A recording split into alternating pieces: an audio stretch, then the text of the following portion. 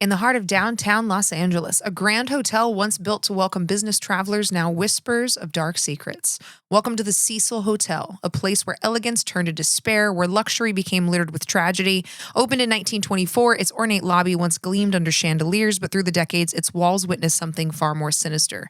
Here, suicides were common. The hotel even earned the grim nickname, The Suicide. It became a refuge for the lost and the desperate, and perhaps most chillingly, for monsters. Serial killers walked its halls. The infamous Richard Ramirez, the Night Stalker, is believed to have stayed here as he terrorized LA in the mid-1980s. And then there's the case that brought global attention, the vanishing of Elisa Lam, the young Canadian tourist captured on elevator cameras, pressing every button, stepping in and out as though pursued by something unseen. Her body later found 19 days later in a rooftop water tank. The room where she stayed had no security cameras. Today we'll walk those halls, we'll open the doors long closed, we'll listen for footsteps behind us, and we'll ask, what draws darkness to one place? So dim your lights, turn off the noise, step into the corridors of the Cecil Hotel where killers lived, souls vanished, and the haunted remained. I'm Monty Mater. I'm Andy Jones. And this is the Cecil Hotel on Highway to Hell.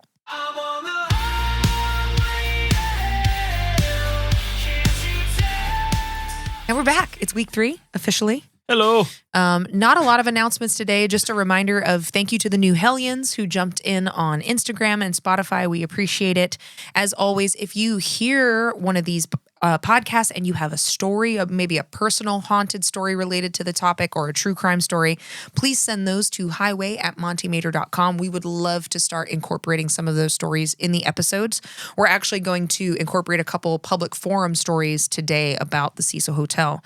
And that's really it. There is a lot of data in this one, a lot of reading, a lot of stories. We're going to talk about the history of the Cecil Hotel, how it got its reputation, how it started, and then the people who came through making it what it is, and a little bit about some of the films that it also inspired. Let's dive in. Absolutely. Sounds good to me. The story of the Cecil Hotel in downtown LA is a tale of ambition, glamour, decline, and infamy. In the early decades, it stood as a monument to the roaring 1920s and the boom of Los Angeles. But over time, it became a site of tragedy, neglect, and notorious crime. In the early 1920s, LA was surging, its population growing rapidly, the downtown commercial districts expanding, and the ambition rising. It's in this atmosphere that a group of hotel developers decided a great grand property in the city's core would be a fantastic idea. The developers included William Banks Hanner, Charles L. Dix, and Robert H. Shops, who envisioned a striking hotel for business travelers and tourists alike.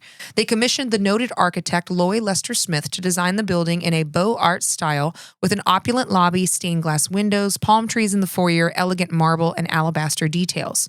According to one source, the cost of construction came to about $1.5 million US, which was an enormous amount of money at the time, and the hotel opened its doors in December of 1924, though I will say some references cite 1927. I saw that as well. Yeah. With about 700 guest rooms. The address is 640 South Main Street in the heart of LA. It's in the early years that Cecil Hotel, as it was named, or Hotel Cecil, represented the promise of Los Angeles, modern, upscale, well located, and catering to an expanding market of business travelers, tourists, and the Hollywood types. In the 1920s, the atmosphere was favorable. Streetcars, trains, wave after wave of internal migration. Downtown LA was vibrant and growing fast. Plus, the economy in the U.S. was booming. The Cecil took advantage of its location and design, and as one article puts it, the hotel opened its doors in 1927 at a time when traditional streetcars whisked workers and travelers across town in style. The lobby featured plush finishes, plants, statues, marble floors, and grandeur that signaled ambition. In those early years, it was conceived as a destination for international businessmen and social elites. The idea was that a guest arriving in LA could stay in a top-tier downtown hotel and be connected to commerce, transit, and the growing city. However, the timing, obviously, proved to be problematic. Within just a few years, the hotel's opening, the United States experienced the stock market crash of 1929 and the onset of the Great Depression. Downtown LA was hit, and the area around Main Street would begin to shift. In the 1920s, the U.S. was characterized by boom, optimism, technological progress, and speculative excess. The period following World War I saw rapid industrial growth, a surge in consumer goods, and a belief that good times would roll forever. But beneath that surface lay structural weaknesses, inequality of income, indebted farmers, overproduction in heavy industry, leverage and speculation built on very thin foundations. Politically and financially, certain decisions amplified the risk. The federal monetary policy under the Federal Reserve was relatively lax in the early 1920s, being deregulated. helping fuel cheap credit and thus enabling speculation. Some historians argue that the Fed's failure to tighten earlier, combined with lax bank regulations, contributed to the bubble. And at the same time, firms and individuals were buying stocks on margin, which means borrowing to buy stocks, making the system highly fragile if prices dropped. On the policy side, tariffs and trade impediments also played a role. The later passage of the Smoot-Hawley Tariff Act, though officially enacted in 1930, was preceded by political maneuvering in 1929 that made investors nervous about the protectionism that was and the stability of the global trade. Meanwhile, income distribution was highly skewed. While industry and stock markets soared, wages for many remained stagnant, meaning much of the economy lacked resilience and purchasing power. That sounds familiar. Wealth inequality, what do you mean? I've never heard of that before. Never heard of her. Never heard of her. Thus, politically and financially, the ingredients were laid. Exuberant markets, inadequate oversight, leveraged investors, shaky consumer demand, global trade uncertainties, and wealth disparity set for a dramatic reversal. By the late summer of 1929, market valuations were extreme. Stocks had been rising for years, often divorced from underlying earnings and industrial output. Many investors assumed the boom would continue indefinitely, and on September 20th, a warning shot occurred. British investor legal troubles rattled confidence and so-called Babson break after investor Roger Babson's warning that the economy and the market could not hold. Then in late October, the bubble burst. On October 24th, Black Thursday, share prices plunged. And on October 28th, Black Monday, and October 29th, Black Tuesday, the slide intensified. Some 16 million shares traded on the New York Stock Exchange in a single day. Billions of dollars of value were completely wiped out, and the shock rippled through banks, investors, and businesses. And the fallout was immediate, within 24 hours. Investors who had bought on margin were forced to liquidate. Banks that had extended credit and held speculative positions found themselves exposed. Businesses saw demand collapse as consumer confidence evaporated. Many institutions failed. Unemployment began to climb. Industrial production stopped. The crisis transitioned rapidly from a financial shock to a full-blown economic decline. Politically, the crash posed a severe challenge. The newly inaugurated Herbert Hoover had campaigned on optimism, but under his presidency, the crash forced responses that were inadequate and too cautious. Hoover encouraged voluntary business cooperation rather than large-scale government intervention. Meanwhile, the Fed's decision to tighten credit as banks failed exacerbated the contraction of the money supply. In the years following 1929, the United States descended into what would become known as the Great Depression. Between 1929 and 1933, thousands of banks failed, industrial output plunged, and unemployment soared.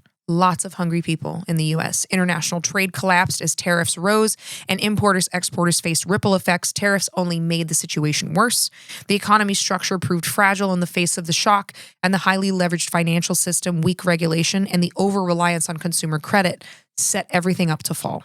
And at a societal level, wealth that had been tied up in stocks disappeared, wiping out savings and confidence. Consumer demand fell. People couldn't afford to consume as much anymore, which in turn meant factories reduced production, laid off workers, and it became a vicious cycle in every single industry. Politically, this era undermined faith in the laissez-faire Republicans and set the stage for Franklin D. Roosevelt administration and the New Deal. This New Deal would actually give us the most successful economy that has ever existed in human history from 1948 to 1972, with the institution shift towards economic stabilization and social welfare. Financially, the crash revealed the risk of unsecured bank exposure to speculation and weak regulatory oversight. It turns out that weak regulation is actually riskier. The crisis ultimately led to reform, such as the Glass-Steagall Act and the creation of deposit insurance. While these came in the early 1930s, the crash was the trigger. So amid this national economic catastrophe, the Cecil Hotel offers a microcosm of how the building, conceived in the Roaring Twenties in optimism, was transformed by forces beyond its walls. The hotel was built, again, 1924, 1927, depending on the source, by hotelier William Banks Hanner and others, and it was designed by Louis Lester Smith. Should have been beautiful, booming, successful, but then the immediate crash, the subsequent economic decline, and downtown LA shifts from being a metropolitan area to a seedy and unsafe one. By the 1930s, the Cecil had begun to develop a reputation for suicides, being part of the city's growing Skid Row zone of homelessness, poverty, and transience, rather than its original intent of business class luxury. The hotel structure remained grand. The lobby is truly, truly beautiful. But the guest composition, the neighborhood dynamic, and the full cost of the Great Depression meant that the hotel's fortunes were changing. Financially, the Cecil's revenue base would have shrunk. There's fewer well-endowed travelers. There's more budget stays. There's more long-term residents with lower income backgrounds. The cost of upkeep for such a massive building at that time would rise beyond the margins while the budgets would fall. Add that again to the urban decline of downtown LA, decreasing demand, rising vacancy. The macro environment made the Cecil extremely vulnerable. Also, the shift in ownership and management that often accompanies distress began to manifest. While the original ambition was high, the hotel's identity changed. The change in clientele, the physical environment, a hotel built for an era of boom was forced to adapt to an era of bust. In this sense, the Cecil is a microexample of how the financial crash of 1929 was not just about the stock market, but of redistributor of risk, capital, occupancy, and company fortunes. The crash's ripple affected travel, construction, real estate and investment, rental markets, and urban geography, and the Cecil was located in downtown LA, which was near transit that people who were homeless or desperately looking for work needed to use. By the mid-1930s onward, the hotel became less of a prestigious urban lodging and more of a large building with many forms of occupancy, just in an effort to fill it. Now, while the full dark reputation of the hotel came later, the damage to its original business model and perceived status began in the aftermath of 1929. As the downturn deepened, the Cecil found itself changing in neighborhood environments, but also began to develop a reputation as a hub for suicides. Suicides began occurring in the 1930s within the hotel. For example, in 1934, an army sergeant slashed his throat in his room at the Cecil. Over time, people began jumping out of windows, killing themselves in the room, and it became known as the suicide. Yeah, so the suicide that really had put the Cecil on the map at the beginning, there had been a few leading up to this, but was Dorothy Purcell. She was staying there with her boyfriend. She was only 19 at the time, unaware that she was pregnant. And so it's late at night. She gets up. She has to go out to the communal bathroom. And she actually gives birth to the baby in the communal bathroom by herself. Oh my God. That's nightmare fuel. And again, kind of maybe, I don't know how people didn't hear that, but I guess it was really late at night and all this. But she gives birth to the baby. She thinks the baby's dead, and she drops it out the window. And it lands on the roof of the building next door. Now, some reports say that she dropped it. Others say that she threw it. So I'm not sure which is which, but again, that's so terrifying. And I can't remember what that's called. And it happens to women where they don't know that they're pregnant. I was just watching a video the other day of a woman who was talking about she did not know she was pregnant. Yeah. And she even shows pictures of herself at 8 months pregnant. And you cannot tell. Yeah, that's until such she a went bizarre... into. There's a specific term for it. That is my worst nightmare. That to me is like, I would rather swim in open water with sharks with my foot cut. I totally get that. I mean, that's a very bizarre phenomenon. She was charged with murder, but 3 psychiatrists testified that she was deemed mentally confused at the time. I mean, and the trauma of you go into labor and you don't know you're pregnant. And she's only 19. So that's very heavy. And that was in 1945, or in 1945 she was found not guilty by reason of insanity. So that's really the first sort of tragedy in this hotel. It kind of puts it on the map, like I was saying, that there had been, a lot of suicides. I mean, throughout the people 30s and 40s. And then in 1964, there was 65-year-old Goldie Osgood, nicknamed Pigeon Goldie, for feeding birds in the nearby Pershing Square. She was found raped, stabbed, beaten in her room at the Cecil, and the murder remains unsolved to this day. And it looks like they thought maybe they had somebody at the time, but it ended up not being that case. And of course, in 1964 at this time, Skid Row's in full swing. Yep. So in LA, that is the roughest part. I mean, not only LA, but probably one of the roughest stretches of road in the country at that time. Yeah, absolutely. Yeah. Probably still to this day. It's a horrible, I think it's a lot better now than it used to be. Is it? Okay. Yeah. I was in downtown LA not long ago. Good.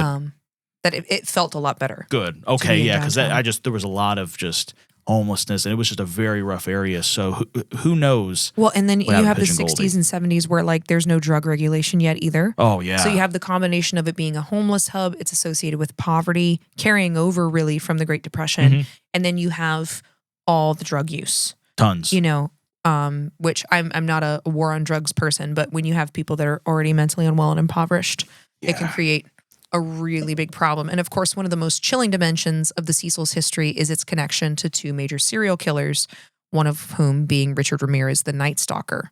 Richard Ramirez was born on February 29th, 1960 in El Paso, Texas, to Mexican immigrant parents and grew up in a violent and unstable home. He experienced early trauma, including a serious head injury when a wardrobe fell on him at age 2. Purportedly leading to convulsions and possibly influencing his later mental state. Compounding this, his cousin Mike, a Vietnam-era veteran, exposed Ramirez to horrific images of torture and murder, showing him photographs of decapitated women and glamorizing violence. Early drug and gang activity followed. By early 80s, Ramirez had drifted to Los Angeles and embraced a life of burglary, sexual assault, and violence. From June of 1984 to August of 1985, Ramirez embarked on a terror campaign across the greater Los Angeles area and the San Francisco Bay region. He broke into homes, often at night, sometimes forced his way through windows or unlocked doors. And the craziest part about him, which made him so hard to catch, was his victims were all over the place. Men, women, couples, sometimes older adults, in their own homes, exhibiting brutal violence, stabbing, shooting, strangling, sexual assault, and occasionally leaving satanic symbols. He used pentagrams at the crime scenes. He used an array of weapons, knives, pistols, machetes, and tire irons, and the randomness of his methods made him particularly frightening because there was no predictable pattern. Ramirez became known by multiple monikers. The Night Stalker became the dominant one used by the media. On August 31st of 1985, Ramirez was recognized by civilians in East Los Angeles after attempting to break into a car. A mob subdued him. The police arrested him. In his 1989 trial, Ramirez was convicted of 13 murders, 5 attempted murders, 11 sexual assaults, and 14 burglaries. He received multiple death sentences, though he ultimately died of natural causes, complications of B-cell lymphoma and hepatitis C, while on death row in 2013. And it is terrifying to think that he only died in 2013. Yeah, that absolutely is. For some reason I thought he had died sooner than that, but he was born in 1960 though. Is that correct? Okay. Yeah. It feels so long ago, and it's really not when you put it in perspective. It really isn't. And Ramirez stayed at the Cecil Hotel during portions of his spree. According to media and later docuseries accounts, the hotel's decaying, anonymous environment made it ideal base for someone moving between crime scenes and trying to blend in, which he looked insane. He would fit in. Oh, well, just great down in that area. That's why he was down there. He doesn't look any different from somebody else, that is going through a hard time. I saw something also where he would ditch a lot of his clothes and murder weapons in the alley and would just walk up. I mean, there at one account, he ditched all his clothes and walked up in his underwear. Amazing. And I mean, nobody batted an eye because it's a rough part of town. Yep. I don't want to talk with that guy. And it's a lot of at this point, the Cecil Hotel, there's a lot of long-term boarding. There's a lot of drug use. There's a lot of prostitution. So nobody's paying attention to what someone else is doing because everybody's keeping a low profile. And one historian noted that the Cecil was a place where serial killers would let their hair down, referencing Ramirez's presence there. And his case shocked the nation for several reasons. Obviously, he invaded homes, a place where you feel safe. That was what made the Golden State Killer so terrifying and BTK. He was also extremely chaotic. His methods of attack were different. His weapon of choice was different. Unlike most serial killers or prolific criminals, he did not have an MO. No. He was just completely off the walls, insane, and he incorporated satanic imagery, and this is right at the height of the satanic panic. Exactly. Amplifying public fear, and during the 1980s, and the Cecil Hotel connection magnifies his infamy because of what would happen later. The building already had a dark reputation, all these deaths and murders. Now it's known as, one of the places that Ramirez lives. Adding to the infamy there. Yeah. I was surprised, as someone that I don't think that the Night Stalker was really talked about that much until the last few years, which is incredible considering his spree. Yeah. I definitely learned about him recently. And it was just such a random spree, like you were talking about, anybody could have been a target and how they were able to actually track him down, which it was a neighborhood that mobbed him. But even the shoe print that the detectives went off of, he was one of the only people that had this type of shoe.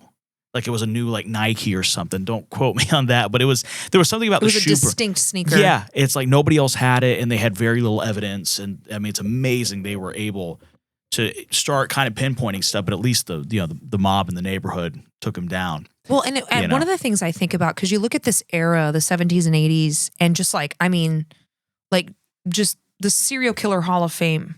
Oh, and yeah. it's so interesting to me to hear people talk about the modern era of like, oh, things are so much worse. And I'm like, dude, Not really. what were you guys doing back then? Like, why? That's not to say it doesn't happen now. Granted, it's easier to get caught now before you can become a serial killer. Yeah. And I mean, disturbingly so, they do say that we probably have upwards of 200 active serial killers in the country at any time. That was the number. I was actually going to say that. It's between 200 and 250. I can't remember the exact number. Jeez. But at the same time, you look at like just how common this was, and I think a lot of it was there was a more relaxed culture around hitchhiking, and Big time. People weren't locking their doors, and there was things like that. But it's just so many like just horrific, prolific serial killers and sadists. And that's how actually Ramirez was able to get a lot of the older people. Because they trusted him. Or they just wouldn't lock their doors. They Yeah. would talk about this, oh, there's somebody going around, lock your door. I don't need to do that. I'm not going to live like that. I understand, but like, come on. If you want to live, though. Yeah. Also, just so you know, for you hellions listening, if you go to Highway to Hell Pod, the pictures, I'm going to start posting pictures from each episode so you get to see some of the characters and locations. So you will find pictures of both the Cecil and Richard Ramirez on that page. Jump scare with him. All right. Scary And then looking guy. this is the one that we're also going to do an episode on him, Jack Unterweger, the celebrity killer. Yes. He is so fascinating to me. And that's one, I'm kind of in the dark with him. Oh, I know are you the ready? name. Are you ready? Absolutely. Jack Unterweger was born on August 16th, 1950 in Hudenberg, Styria, Austria. And his early life was troubled. Born to an Austrian mother, reportedly abandoned by his father and exposed to neglect and marginalization. In the early 1970s, he committed his first confirmed murders. In 1976, he was convicted of murdering 18-year-old Margaret Schaefer and was sentenced to life in prison. While incarcerated, Unterweger reinvented himself. He took up writing, authored a prison autobiography called Purgatory. I can't pronounce the actual Austrian name. Gained acclaim in Austria's intellectual circles and was paraded as a rehabilitated figure. In a controversial decision, Unterweger was released on parole in 1990 after his writing and the campaign of liberal intellectuals argued that he had changed, that he had been truly rehabilitated. He emerged as a journalist, writing about crime in the very milieu he would soon exploit. Within months of release, he resumed killing. He murdered sex workers in multiple countries, notably Austria and Germany, and in the U.S., including L.A., while staying in hotels and reporting on his own crimes. Unbelievable. His MO included strangulation, often with the victim's bra, brutal sexual violence, and a signature knot in strangulation. Unterweger's presence in the Cecil is particularly notable. While residing there, he targeted sex workers in the area, using the anonymity afforded by the hotel's decline. The Cecil's SRO, single-room occupancy status, and skeletal supervision aided someone who didn't want to be easily traced. His behavior raised red flags in LA long before his capture, but because he was presenting himself as a media personality and former convict-turned-writer, many did not realize the predator he remained, and again, that he was often reporting on his own crimes. The juxtaposition of acclaim and crime makes his story uniquely haunting. Unterweger was arrested on February 27th of 1992. He was ultimately convicted of multiple murders and sentenced to life in prison. On June 29th, 1994, while incarcerated in Graz-Karla prison in Austria, he committed suicide by hanging. He was a case of the successful rehabilitation gone horribly wrong, raising questions about trust, forgiveness, and repeat offenders. His dual identity as a writer, media figure, and killer created a cultural dissonance, sometimes someone comfortable in intellectual cafes and ruthless in his outer life. And his use of the Cecil Hotel as part of the crime geography links the hotel's mythos and the hotel's reputation with international crime rather than just a local tragedy. Amazing. How crazy is that? Gosh. And so he was rehabilitated in 1990, right? And then caught in 92. Yeah. Wow. So there was a couple of years there where he was doing his thing. Yep. That's and so unbelievable. he came out and again, I want to do a full episode on him because it's just so interesting. Really where is. like when you look at his original crimes, which were pretty gruesome and brutal. Oh, I'm sure. And there were many others that they think he committed that he was never actually convicted of. Gotcha. But he writes this book and he's extremely intellectual. People are like, oh, he's he's changed. He's doing better now. He's doing better. Yeah. He's been rehabilitated. And he comes out and then within weeks goes right back to it. But this time he has a cover. So while he's doing book tours and giving like public speaking and intellectual, all this, he's murdering women and covering his own crimes. Like a Patrick Bateman. It really is. Yeah. He is so incredibly fascinating. I hadn't heard of him, I think, until 2 years ago. I heard about him on a podcast. And was just blown away. Like, and the more you, like, when we deep dive, you're going to be like, wait, what? What? Because there were so many opportunities where there were these red flags that people could have stopped him. Yeah. And there was just this kind of, rose-colored glasses of like, I truly think that people want to believe that people can be rehabilitated. But when you, I don't think rapists and murderers can be rehabilitated. I'm sorry. I don't either. There's a part of me that wants to, right? You want to believe that people can be fixed. When you cross that line, I don't think you can come back. I don't either. If it's one thing if you're an alcoholic, I think you can kick that, or if you do drugs, I think you can get over a lot. But we're talking about how these people kill other people that is just, and it's so cruel and sadistic. There's a cut wire in the brain somewhere, so to speak. And I think it's different too. Even if we were talking about Ed Gein last week, where like if you're someone who has schizophrenia or psychosis and you do something in that state, that later I think you can be treated, and that's different. But when you have these people who stalk, hunt, plan, they develop an MO based on what they like. You can't come back from that. They have a fantasy that they want to fulfill. Yeah. Again, like Ed Gein last week, not to minimize his murders, he compared to some of these people, clearly mentally unwell. A very unwell person. He killed 2 women. Yeah. I'm not minimizing that or anything, but compared to some of these people, and also some of these, the amount of effort and intellect, like again, look at BTK. Oh God, yeah. Where church deacon, family man, married for 30 years, owns a business, successful, all these things, like this the amount of physical effort and intellect you have to put into living a lie like that. And then he stalks families and murders them. And the thing too with him, which I'm sure we'll dive into him, but I can't wait to do BTK. Yeah, it's insane. That's a trip. But his what's the word I'm looking for here? His will to do these things would kind of be repressed over time. Yeah. And then they would come back up. So there were, I think after he killed the Otero family, he didn't kill anybody for 10 years or something. Like, don't quote me on that. We'll do a whole episode. He only got caught because he got arrogant. They released something about him in the media. And that was like 20 years after. Because in he's the like 2000s. Yeah. And he's like, you can't trace me from a floppy disk, can you? And the detectives are like, of course not. Of course we can't. Yeah. And so that's how he got caught, was his own arrogance. And then Golden State Killer got caught because of DNA ancestry. Unbelievable. But I think there's like, you have people that are so cold and so calculated. This is just my personal opinion. I don't think that like rapists and murderers should ever get out of jail. No. If you're convicted of those crimes, especially in the first degree, no.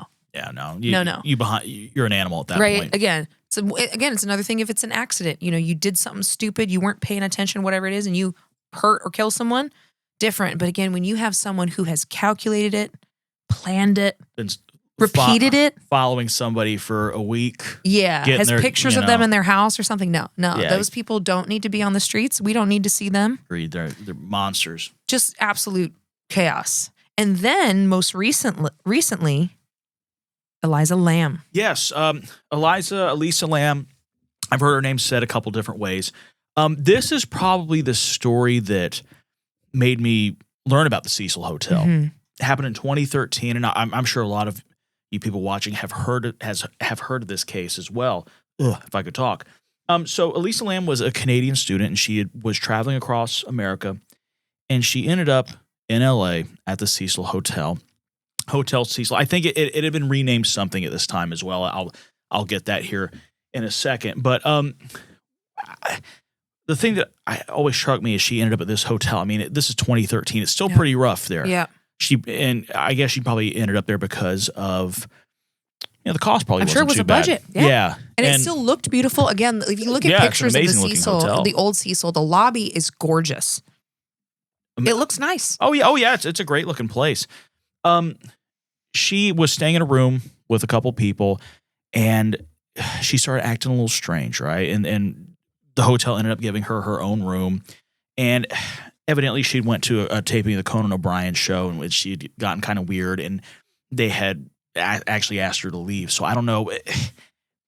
There was some evidence at this time that she wasn't on her medication. Okay. And she had always touched base with her parents. She was doing it safe. She had a cell phone. Everything was normal. Yeah. And she had really planned her trip out because she was going down the Pacific coast. Yes. And she had really planned her trip out. Her parents knew where she was staying. She had printed out her MapQuests and her reservations. MapQuest, right? Oh, man. Take me back here. Take me back. Oh, my gosh. So she's staying at this hotel. And now the most famous thing about her case is this footage of an elevator that she gets into. And we're going to watch it, and we'll put it up on the Instagram so everybody else can see it as well. She gets into this elevator, and she seems very disoriented, almost like something's following her, right? She's looking around, and the thing that's really bizarre, she hits the elevator button, and the doors never close. Yeah. Like something's there. And she steps out at some point to look around, and then she steps out completely. Now, mind you, the elevator doors are not closed once at this time. Yeah. They don't close to the end of the tape. Right, which that's totally bizarre. And at points, it looks like she's out there having a conversation with something that's clearly not there, at least to the human eye. Yeah. Right. And there's other certain weird things about this video too, how it looks like there's missing footage. The time code is blurred or it's incorrect. I'll have to watch the video, but it's a very, very bizarre tape. And at one point, too, she actually gets into a corner away from the door, and it looks like that she's hiding from something. Yeah. And we're going to play it now. So if you're watching this on video, both on Spotify and YouTube and Patreon, you'll be able to see the video. But if you're not, and you're just listening to this on audio, we're just going to kind of talk you through, one, how long this video is and what she's doing Absolutely. as this is going on. Full 45 seconds. Yeah. Before it shut. Very bizarre. Very bizarre. Exceptionally strange. And then it looks like the rest of the video is just following the elevator. Yep. On and its the path. elevator just goes to all these stops, opens and closes to empty floors. You don't see another person the entire time. Not at all. Which is, you got to think that's really bizarre too, because this is a big hotel. Yep. And this was before, area. so in 2021, it was turned into affordable housing essentially. So this was when it was still operating as a hotel. Yeah, absolutely. That was back in 2013. Also, I meant to say she was 21 at this time. Yeah, so she's very young, very smart. Again, she's being really careful, extremely bizarre. And also, this is the last time anybody saw her. Yeah, was in this video. After this video, she disappeared. At this time, too, Elisa has disappeared. We don't know what's happened to her. A couple weeks go by, and other people staying at the hotel report of the water having a very strange color and a really foul-smelling odor to it. So they decide to, hey, let's go check this out. They go to the top, and they find Elisa Lam in a water tank. Yeah. And she'd been dead since she had been that gone video. missing. Yes. And how would you get in there? How does this girl go all the way up there, lift the top off, go in, close it? Well, that was one of the biggest parts about it was they couldn't find any sign of foul play. They also could not explain how she could physically get in there. Yeah. And why? Yeah. A lot of people think that she was having a manic episode, which maybe she was off of her medication, but still, like, there's manic episode and then there's just other things. The whole fact that it looks like she's having a conversation with some unseen entity. I mean, that's just doesn't it's sit not even right. that. So, like, let's say she's off her medication, right? And she's having some kind of episode. She's not going to magically be able to keep the elevator door open. Right, exactly. That thing stayed open for a full 3.5 minutes. Yeah, like the whole video. With her not touching it. Yeah.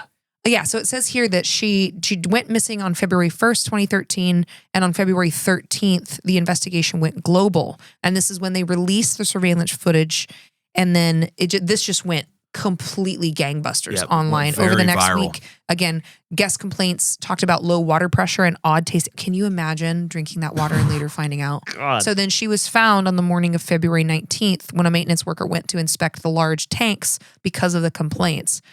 Authorities confirmed her identification later that day.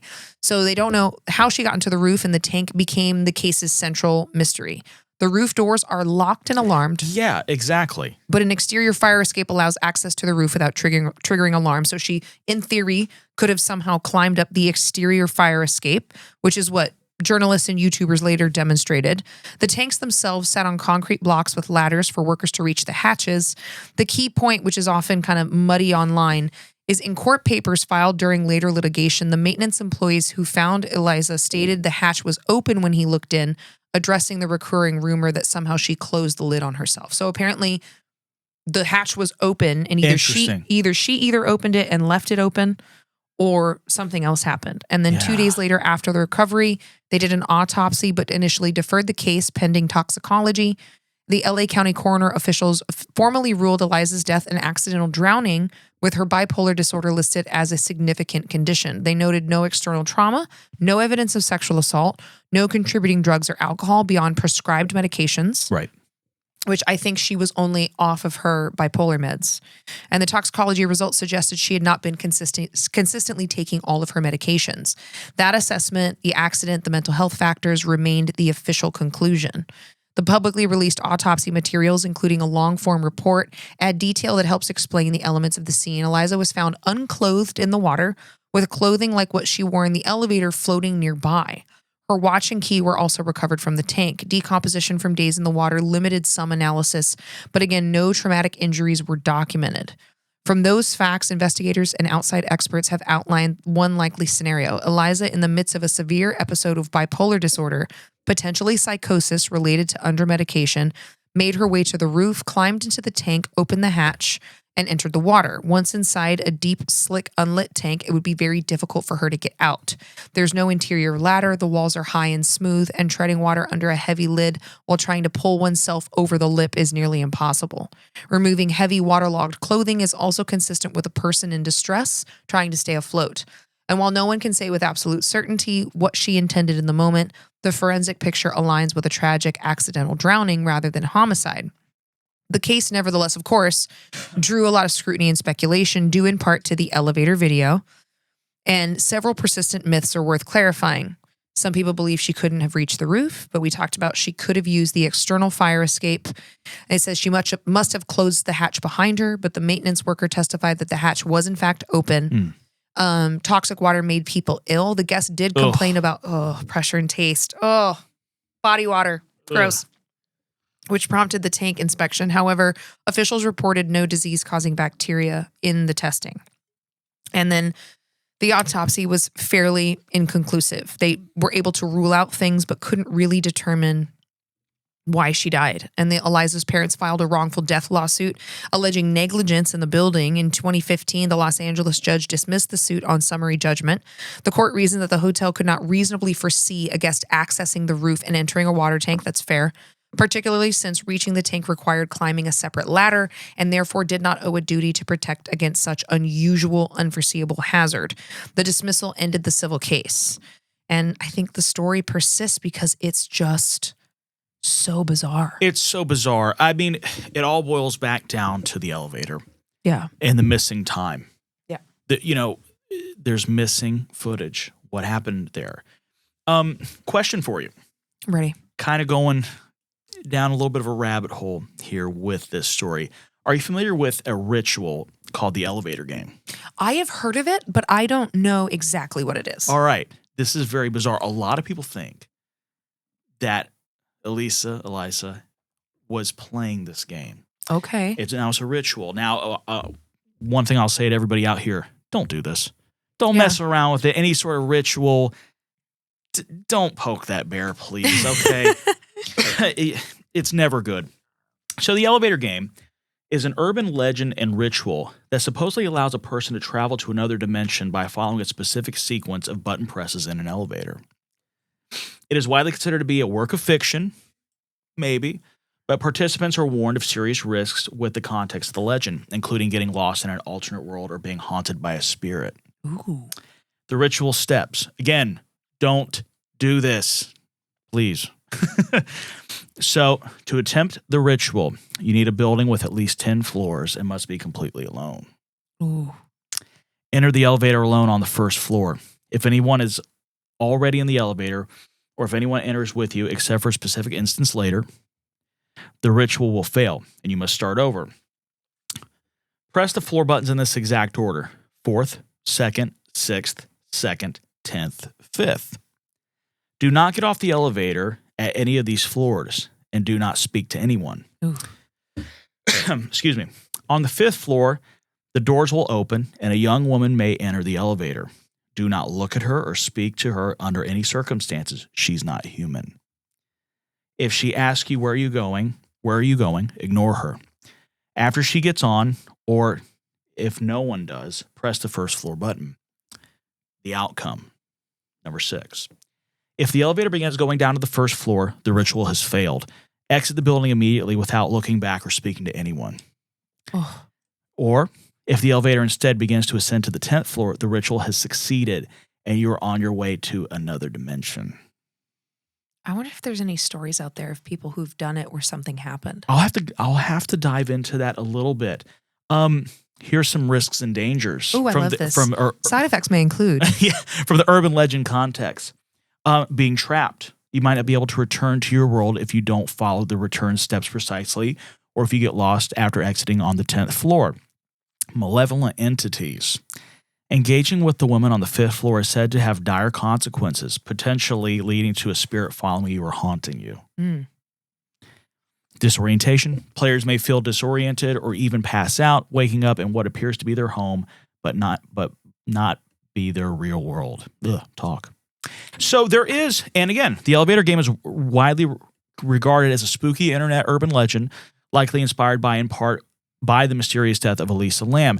Now they're saying it's inspired by. I've heard that I don't think it was inspired by her. I think it's been around for a minute. I think if I remember correctly, that legend has been around for a while. Yeah, and there are certain rituals. I mean, you think of like Bloody Mary, that's a ritual, right? Yeah.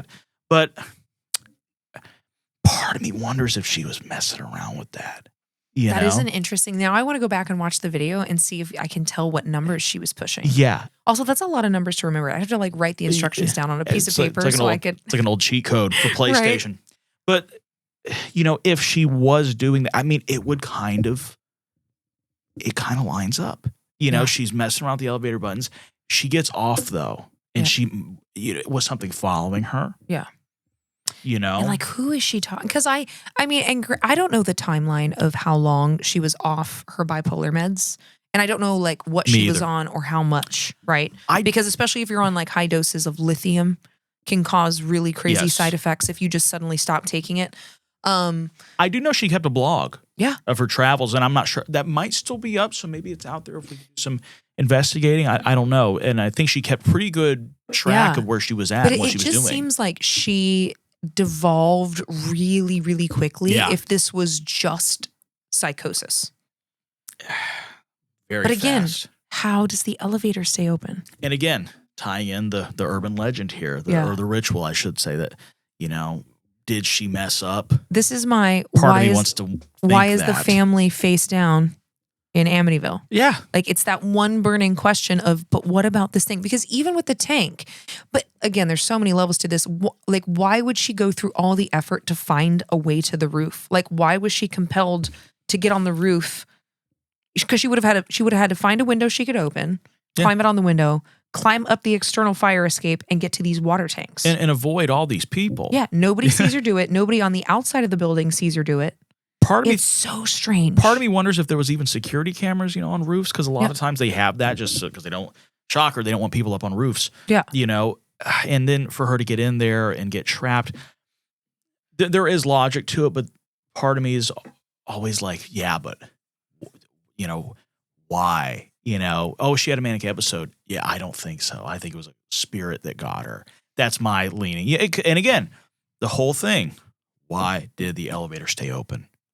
Like, and And never even made it. The door didn't even make a move to shut. Until she was out for a while. Until she was, and then that was the last time she was seen. And I remember hearing a story.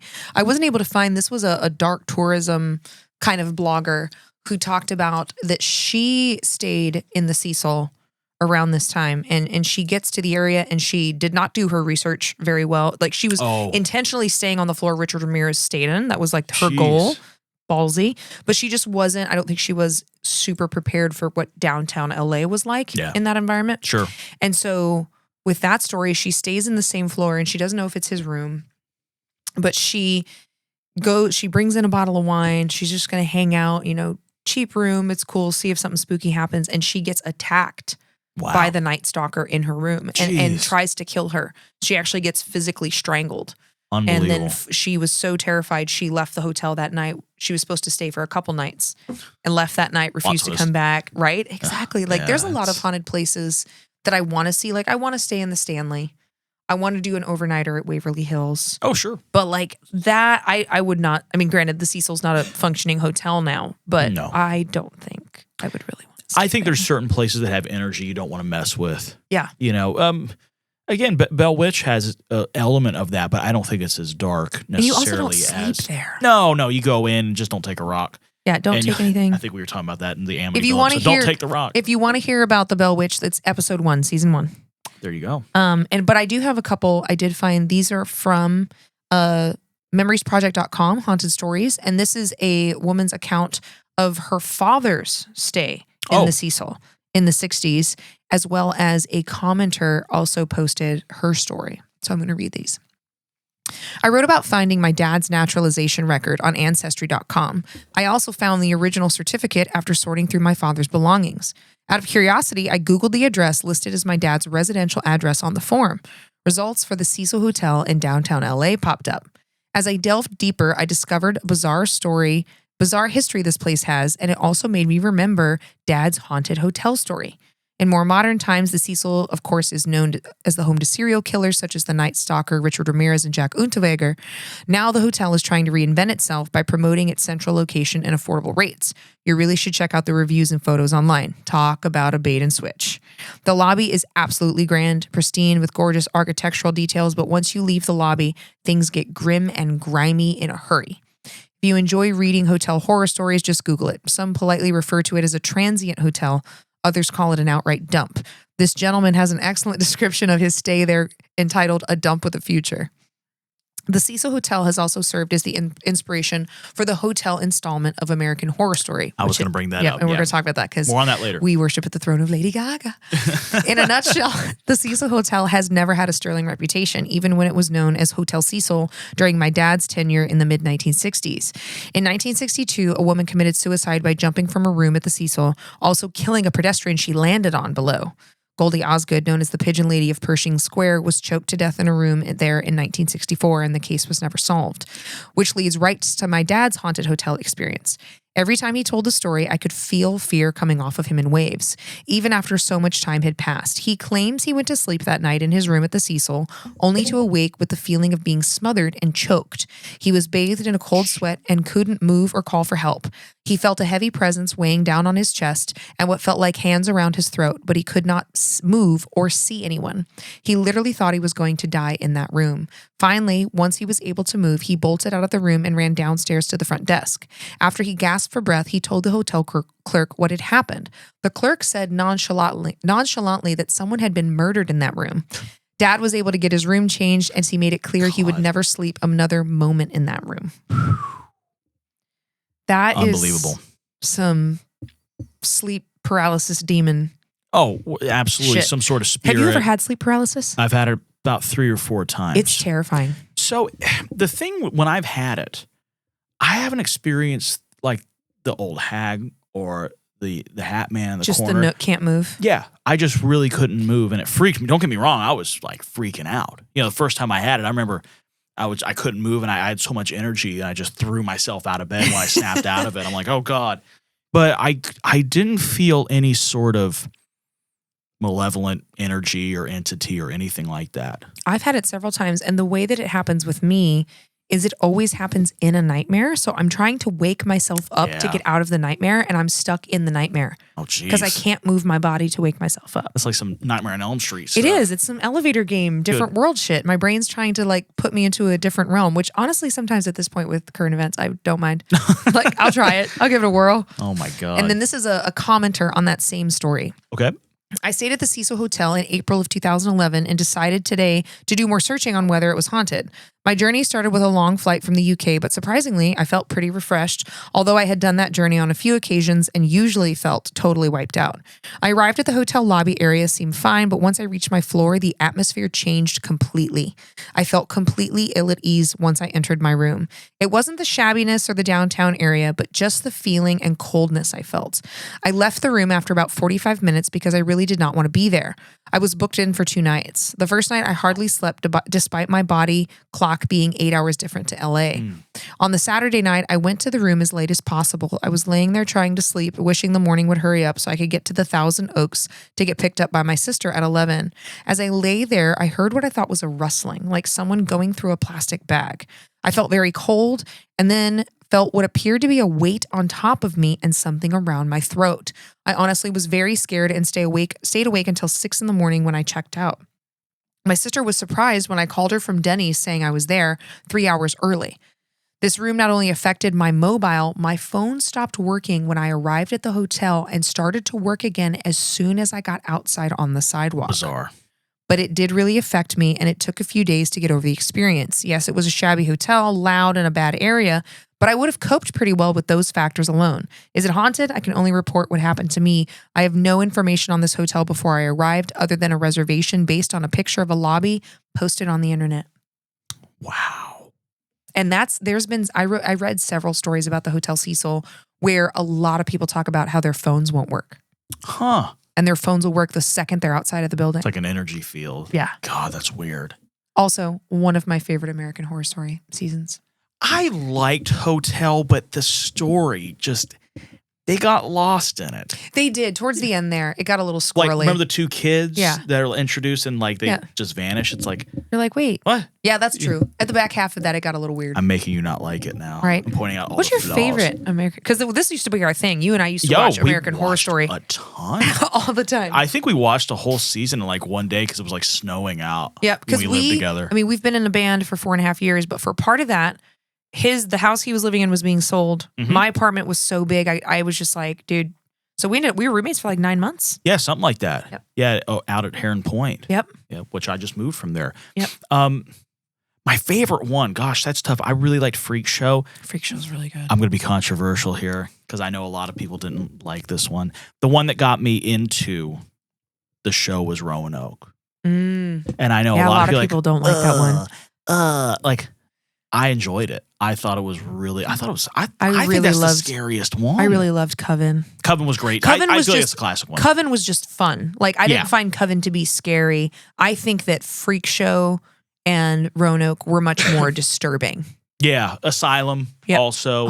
Asylum was heartbreaking. Yeah, that one's. That one just made me uncomfy, in part because, like, you know that happened to people. Mhm. Oh, Like, absolutely. a lot of people. And it's Tons. just really uncomfortable to sit through and watch that. I stopped watching it at a time. I think I stopped watching it in the right before the cult season because it was very political, and at the time I'm like, I don't want to get into this. Yeah. You know, and And then we weren't in the situation that we are now. yeah, exactly. But we ended up the last one I saw was the New York NYC, I think is the season called. We watched that one together. Oh yeah, which was about the AIDS AIDS epidemic. Yeah, which is horrendous. Sad. Yeah, that one's probably That the one was saddest so season. sad. But yeah, I guess my favorite one, you're welcome everybody, is Roanoke. But I think if I had to pick a favorite, I mean, yeah, it's tough. Coven as far as enjoyability. Yeah. I think as far as like truly being disturbing, Asylum, honestly. Yeah. What's her name? The Sarah Paulson? Yeah, she's unbelievable. Oh yeah. Unbelievable. Yeah. And they always have great casts. the cast is so good. And then Except the one young girl I can't stand. the young man who eventually played Dahmer. I can't remember names today. Evan Peters? Evan Peters? Peters, that's Evan it. Peters. He's amazing. And he was great in Dahmer. Like Dahmer, that was killer. I mean, and again, someone who relaxes to true crime. I actually took a break from true crime. This was all at the same time. So this was right around the time season 1 ended. And I had made the mistake of listening to the whole 45 minutes of the Toy Box Killers tape. Oh, yeah. And then I watched Dahmer shortly. And I was like, I got to take a break. I can't do this. My brain's going to melt. But I will say with Dahmer, I kind of felt like a little gross. Yeah. After, like, not because of what happened, which of course, and they shot it so well. What I realized sitting there watching it is because he's newer, like mid-90s. I'm like, man, his victims' families are like still around. Yeah. No, like people who remember him. And that made me feel, I was kind of like, ugh. It doesn't feel like ancient history. It doesn't feel like ancient history. And it made me wonder, I'm like, like, are we exploiting their stories and like re-victimizing them? I mean, I think the guy's really struggled with that on that one. Ryan Murphy, I think, is the guy who's doing that, who did American Horror Story. Yeah. And that's and maybe that's part of the point of doing it is saying, hey, kind of shining a light on this. But I really felt uncomfortable. I feel like there is a certain amount of exploitation going on. I'm not going to attack anybody based on that, but like, you know, he did Dahmer, he did the Menendez brothers, he did Ed Gein, which I haven't seen yet. Still,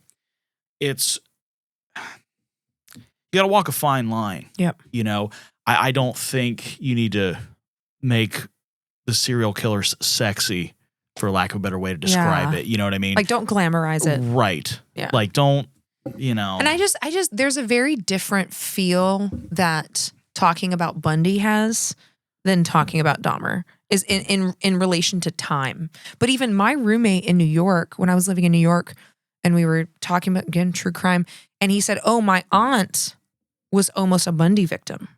I was like, excuse me? Interesting. And so the music festival where he ended up killing 2 women, she was there and he was doing his whole arm in a cast routine. Can you help me with something in the car? And she was 13.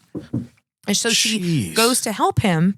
And as she's walking with him towards his car, has that moment of, there's a bunch of adults here. Why is he asking me? Yeah. And like ran. Smart kid. Smart kid. Yeah. But I mean, can you imagine? And then he gets arrested and you're like, oh, he's killed, 30 plus that we know of you women. See his picture on that's the guy. That's the guy. I remember him. And when you find out how he would lure women in. But yeah, so it's like all of it's not that far removed. But I do think there's something to be said about, I think it's one thing to kind of interact with the stories and research them and try to understand them. What we talked about, like trying to understand psychology and understand darkness. I think when you get to the point, again, where you're making it sexy. Yeah. Where you're making it this glamorous. Yeah. That's where it really gets the serial killer guy doesn't need to be like, oh, he looks like a model. Yeah. Like, well, and then that's the other thing is that a lot of serial killers and like even like serial rapists end up with all these love interests when they're in prison, Ramirez. which is insane. Ramirez. Exactly. Which we'll get more into that. He got married. A woman married him in the 90s. Like, he looks like the human personification of a New York City sewer rat. Yeah, that's a guy who definitely looks evil, but he had like a whole like harem. Yeah. Of like they these all like do. all like of them goth do. chicks that would like and I don't and not even that, like some of them, like, because you see even the woman that married Bundy in prison or when he was convicted or around the time he was, I don't remember the timeline, but the woman who married him like looks super normal. Yeah. And I'm just, that I cannot get my brain around. We'll get more into it when we do Ramirez, but the woman that married him was one of the main editors for Teen Beat magazine. What? Mm-hmm. Oh, that's healthy. Which I think was like the so sister glad she's publication of influencing Tiger. young minds. Yeah, and like there's audio of her saying like, I don't think he did it. Oh my God. Well, you're in a minority there, Brenda. I just, that's just something I'm like, and obviously a lot of them claim, oh, there's no way he did it. He's amazing. Then there's the whole, oh my God, he found Jesus. Bullshit. Richard was it Berkowitz? Richard Berkowitz? Is that his name? David Berkowitz. David Berkowitz. Wow, I'm thinking Richard. Probably Ramirez. Right. But David Berkowitz, he I don't buy it. I'm sorry. I just don't buy it. I don't buy the religion when they convert after getting caught. I don't buy it. I've seen interviews with him. He's in there for life. Yeah. And I think he's just trying to cope with it the best he can. Maybe do the best he can, I don't know for sure. A lot of the lore, like Dahmer got baptized in prison before he was killed by Did he another really? inmate. He did. He was baptized the same day that John Wayne Gacy was executed. God, that's weird. Transfer of satanic power. Last thing I'll say, and I'll send you this video. Last thing on Dahmer, because I know we got to get back into the Cecil a little bit here. I'll get the YouTube channel, but he's done like a 6-part series that I'm absolutely obsessed with. It's Dahmer, the occult, and MK Ultra, and how they all tie together, and some of the stuff and he's going through like the whole history. Oh, this is going to send me on a path. There's some weird stuff. We should honestly, because we could do that here. We should do an episode on MK Ultra. I wouldn't mind that, and for the YouTube channel, I'll get it to you, and I'll actually shout out the page in the next episode. Just remind me on that. I don't want to give his stuff out there and without giving credit, because it's all him that he's doing this documentation. Actually, you know what? Let me just pull it up. Pull it up real quick. And then we're going to talk about travel in LA, which there's so much, but I just have a couple recommendations from my most recent trip to LA that were just like mind-blowingly cool. Let's see. Is this? So that's part one. That's part one right there. But the channel's name is that Semiot, SEMMIOT, giving you a shout out, man. The MK Ultra, Jeffrey Dahmer, MK Ultra and the Occult, part 1.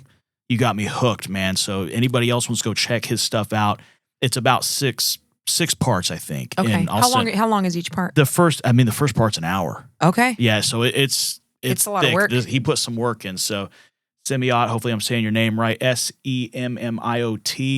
Everybody go check out the Dahmer video on that. It's amazing. Which is incredible. So let's talk about like the dark tourism. Let's talk about travel. Yeah, absolutely. On our little road trip here. So, I mean, obviously LA is so huge and there's so much to do, like in addition to the beach and being outside and hiking. I love the hiking in LA. It's like in the nearby area. Just unbelievable. But when I went and filmed with Style Like You for their YouTube show, What's Underneath. Oh, I forgot you did that. Yeah. So the filming location was close to downtown. And I was thinking about the Cecil Hotel. I was like, So I was like, I'm going to book a place downtown. Like, I know to be careful. I know what I'm looking for. Yeah. So a lot of the places had kind of similar rates. So I booked a place that had really good reviews called the Los Angeles Sports Club. Had no idea what I was walking into. The most amazing hotel experience I've ever had. Wow. So it was a little tricky to get in there at first because they have secure doors after dark, as they should. But you go in, and the sports club is 100 years old. It was founded probably around the time slightly before the Hotel Cecil was. So it is a full hotel, but it's also truly a sports club. There is a huge gym, 2 weight rooms, an Olympic-sized lap pool, an indoor track. There is 2 private restaurants, 2 speakeasies, a library, a public workspace, a cafe. Good and God. I can't imagine how much it costs to be a member, because all of the restaurants and the cafes and the bars, only members can use. And they have like member events every month. But while you're there, they tell you that when you get to the front desk, and the front desk staff were amazing. They were like, you are a member as long as you're here. You get to use all the amenities like steam room, sauna, cold plunge. Like, I was like, if I had took myself to the spa for a day. Water tank on the roof? Probably. Sorry, I didn't check. Sorry. If I went to a spa day and did everything you could do there was also a spa you could go to. It would have cost me like $400, $500, $600 a day. Unbelievable. And this was like, and the hotel room is nice, beautiful, clean. And like, you could tell it's one of those buildings that has a lot of history, but it's not dingy.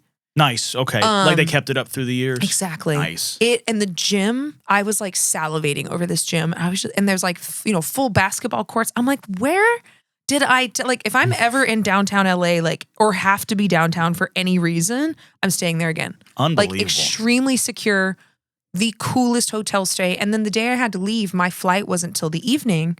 So I came down and I asked them, hey, is it, I was literally just going to ask them if I could work in the workspace. They're like, no. As long as you're here, we hold your bags. You're a member.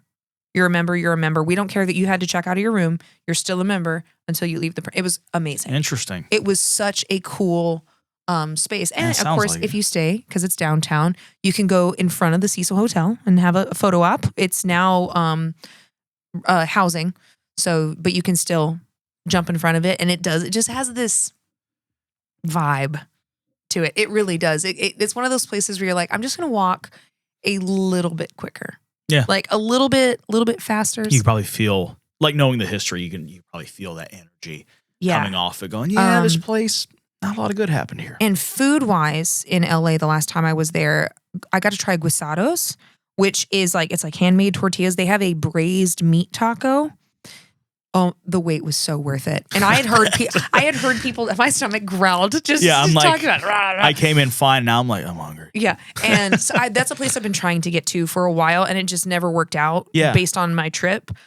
Unbelievable. Amazing. Like I will fight a bitch for a really good braised meat. It was so good. It was so good. And they had this once a month like fashion show where all these local fashion artisans come down. Cool. And it's like a market, but you can go down and walk it. And it was just amazing. And I love going back to places like LA and New York, after being in Nashville for so long and getting a chance to just see like vibrant fashion. Sure. And you know that fashion is like my favorite thing. But it's just cool to see that because we just don't have as much of that here. It is to a little bit. You can find some places. And then I went to the 7 Grand, which I've been backing off on my alcohol consumption, but this is like a moody whiskey speakeasy kind of bar. It's just amazing. And if you've listened to season 1, you know that I'm a sucker for a good speakeasy. I'm always game. I'm always game. It's such a good vibe. And I'm the kind of person, love places like that too. Especially because we played downtown for so long. I don't want to be, unless I'm seeing a band I want to see. Yeah. I don't want to be in a loud, raucous, cheap bar. I want to be in a moody, so dark I'm going to stub my toe on the couch, speak easy, that has an amazing whiskey and scotch list. I'm in the same boat with you on that too. It's like the days of just going to like a bar. Again, unless some buddies are playing or, I'll probably go see some friends play this weekend because I'm trying to find a few more gigs here in Nashville. But I don't want to spend my time in it, It just doesn't appeal, especially on a Friday night or something, And that especially because of being able to wanting to cut back on my alcohol consumption. Yeah. Now it's like, if I'm going to have something, I want it to be really good. Like I want it to be a really nice cocktail, or I want it to be a really nice bourbon. I'm not going to go drink Jack Daniels anymore. What? Or Jameson. I thought we were doing that after this. Right. Oh, Brandy Lynn comes out. So I have an alter ego. Oh, God. When Jameson occurs. Her name is Brandy Lynn. She is exactly how that sounds. Very Dollar General at 1 a.m. It's not a good look. What y'all doing? Oh yeah, and I get real aggressive. Oh my God. Real aggressive. And then I got to go out to Silver Lake, which was another area. I have the habit sometimes of when I visit big cities, I go to the places that I know and love because I don't get to be there. So I made it a point this last trip to at least go out. This was the only neighborhood that I've really never spent time in, which was Silver Lake and Echo Park. But Intelligentista coffee was unbelievable. Like, again, being a coffee person, like coffee, whiskey, my jams, this spot was just impeccable. And there's a lot of good coffee in the world. This was extremely great. And then the Silver Lake Reservoir was amazing. And there was a bunch of local boutiques and fashion. I kind of geared this trip around fashion and food. And it was really about guisados. And then I went to Tayuda LA restaurant, which had incredible mole. That was not something I had ever eaten until I was living in my car during COVID, hiking state parks. I went to this restaurant in Santa Fe that was famous for its mole. And I was like, I'm sure I'm going to try it. Amazing. Amazing. But those are my recommendations for travel in LA. Not super thorough on this one. Because I did a lot of art district walking. That's cool. I went late night through the Arts District or Grand Avenue. I went to a bunch of this outdoor fashion market. I went to Silver Lake Reservoir, and it was nice because it was still warm out. And it was just so beautiful to be able to get out. And because I was staying walking distance from the Cecil. So I was able to walk over and see it. And it was amazing. But I want the feature of this travel portion for this week to be the Los Angeles Sports Club. That was amazing. And part of the reason I didn't get out as much was because I spent so much time in the sports club because it was so cool. I would have done the same thing. I was like, I could spend 4 days just in here. And I wouldn't, they have a hidden speakeasy that's a library. And I was like, oh, so you guys made this for me. Thank you. So I wonder if there's any history to that building. Well, I mean, it's been a sports club for like the full 100 years. So it used to be obviously a men's only sports club, but like outside of like any crime history or anything like that, Nothing I really hadn't heard. I'm interesting. sure there's some financial crime.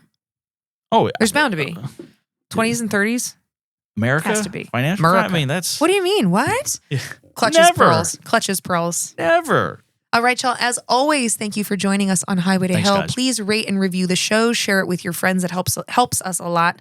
Follow us on Instagram at Highway to Hell Pod to see pictures and other little sneak peek videos that we're going to do. And we'll see you next week on Highway to Hell. See you guys.